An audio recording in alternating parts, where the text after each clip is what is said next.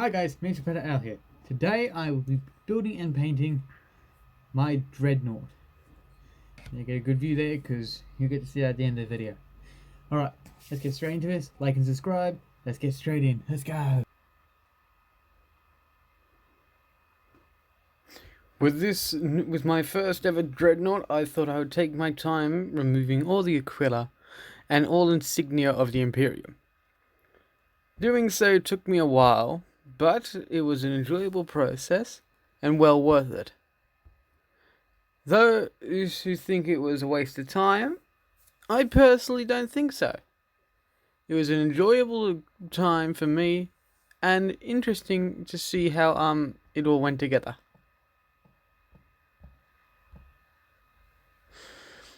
With such, here you can see me just removing, sanding, and getting it all nice and clean.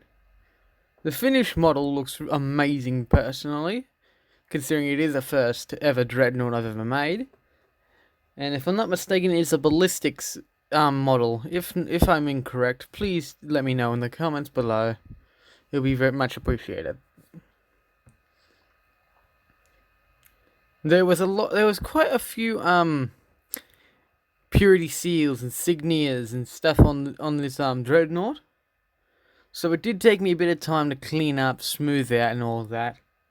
But in the end, I personally think it was a good job. There are some parts I wish I did better in, as do all, but it was quite a fun experience. The more I sanded, the more I saw how this dreadnought how it would be built. And as that, I've came upon the idea of adding it to my lore, having 4 of them, 4 dreadnoughts made from 8 dreadnoughts in total. The Snow Wolves and Air-Tech Marines all came together, took the best parts out of all 8 of them, and was able to manage to build 4 working dreadnoughts. A Ballistica, I'm thinking Flamer, Standard, and Hand one. I do not know the technical names of them. If you do know, please let me know down in the comments. I would love to know more. With that, this dreadnought is, when I looked at it compared to my models and the newer ones I've got, thanks to the Leviathan box. Shout out to Liverpool Warhammer shop. You guys are amazing. If you're ever near Liverpool and Sydney, I would definitely recommend having a visit there. But when I got to put this model together, its size comparison was so amazing, and the detail work of the model, like, I was astonished, to be honest. So I took my time with this one. I tried my best to not destroy or disturb as much of the details I can. Just remove the insignia of the Imperium.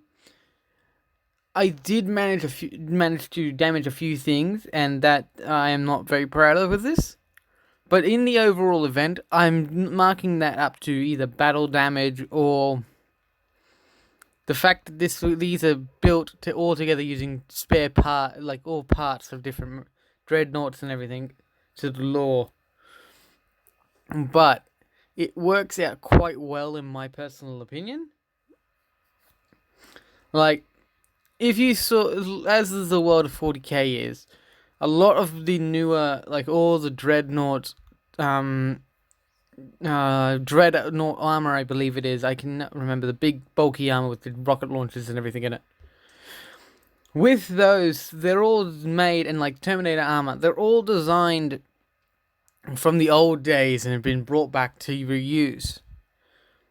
As they say, most of the Imperium see the dreadnought as a spiritual or a blessing to use, where the Snow Wolves see it as an item, a unit that can be used to improve their lives and others. So they, instead of looking at these broken dreadnoughts, they decided to take the dreadnought parts, put them all together to make good, professionally working ones. And then they have a few that are spare parts, or that they are trying to recreate parts to add to them to rebuild. And these would all be done by either the Tech Marines or even a Tech Marine squad. I'm not sure just yet. If you guys like the idea of it, please let me know in the comments. I can then adapt it to work better for the Snow Wolves. Here you can see me building weapons for the Dreadnought.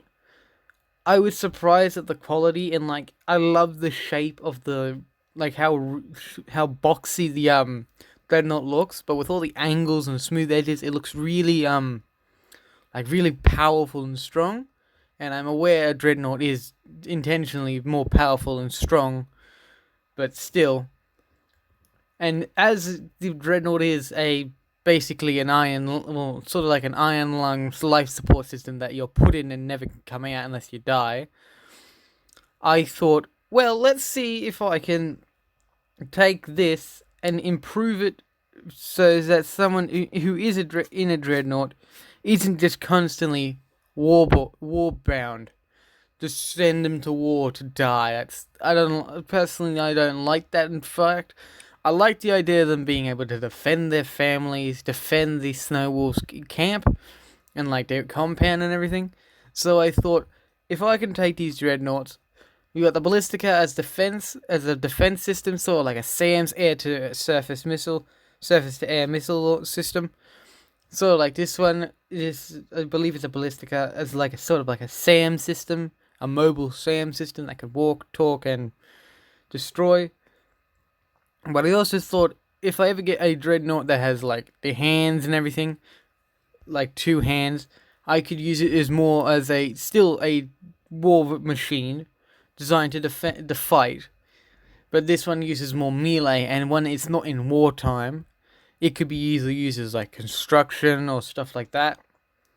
Here's what the model looks like as it is when it's after completion.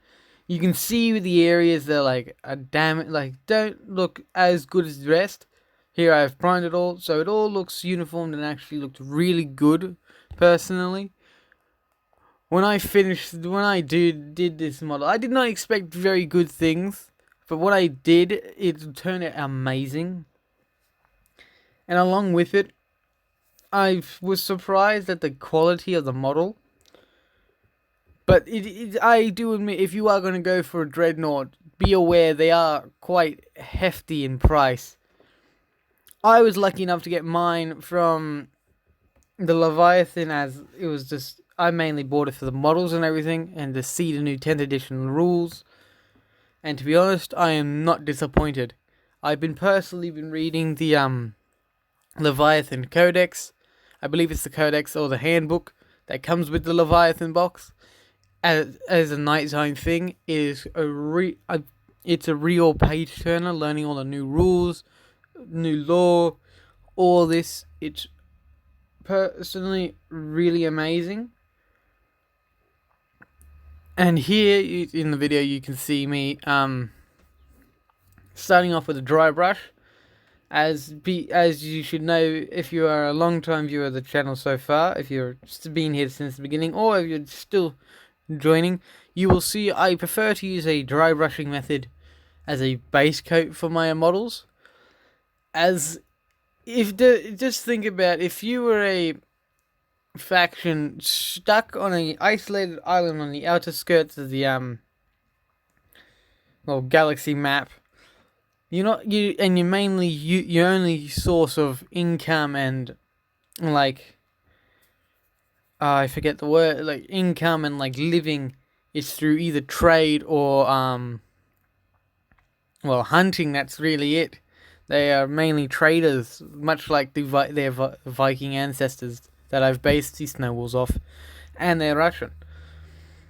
But with that, it shows that they're minimalistic. They're not minimalistic. They have certain things they care about more so. With the Snow Wolves, they're care about family, and like everyone who joins the Snow Wolves eventually will become basically part of the family in the Snow Wolves.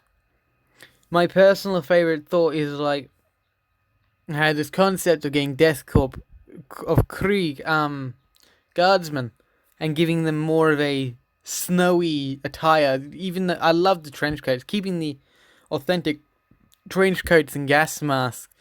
Because I always thought, imagine if you're like an Imperial Guardsman or some faction of Guardsmen and you have to face against a Kriegsman who's been through war, is known for killing, and they're just unwavering loyalty to their faction is amazing.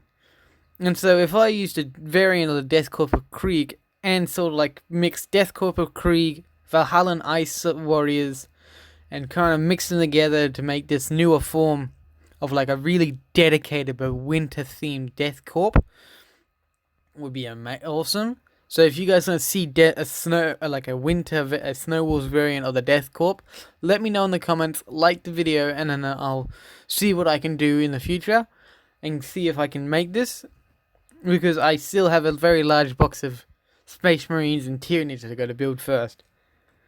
But here you can see I'm getting into finishing off the dry brushing and going into finer detail with this model. I do apologize for the angle I've got. I'm working with a new camera.